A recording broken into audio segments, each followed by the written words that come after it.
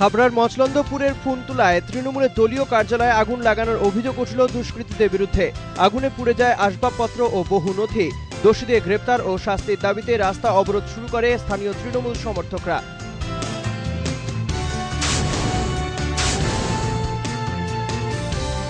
দুর্গাপুর আসানসোল এলাকায় তল্লাশি চালিয়ে গ্রেপ্তার করা হলো ৬ দুষ্কৃতীকে। শেখ সেলিম ও শেখ লালু খুনের মামলায় অভিযুক্ত বলে জানায় লাউডোহা থানার পুলিশ। এদের থেকে উদ্ধার হয়েছে বেশ কিছু অস্ত্র।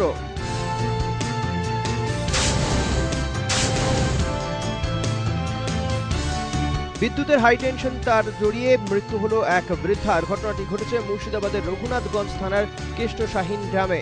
আজ সকালে সর্ষে ক্ষেতের মধ্যে থেকে তার দেহ উদ্ধার করে পুলিশ।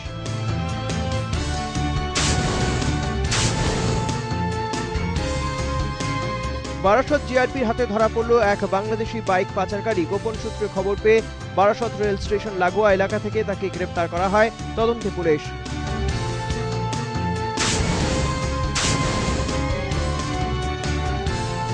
চালকের মৃত্যুর প্রতিবাদে ৩৪ নম্বর জাতীয় সড়ক অবরোধ করেন এলাকার চালকরা।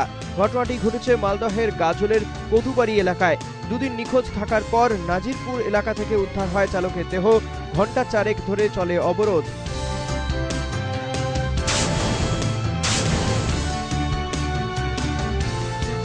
আসানসোল রেল স্টেশন থেকে ৪৪০টি টিয়া পাখি উদ্ধার করল রেল পুলিশ। ঘটনায় গ্রেপ্তার এক পাখিগুলিকে এলাকার গুঞ্জন পার্কে ছেড়ে দেওয়া হয়।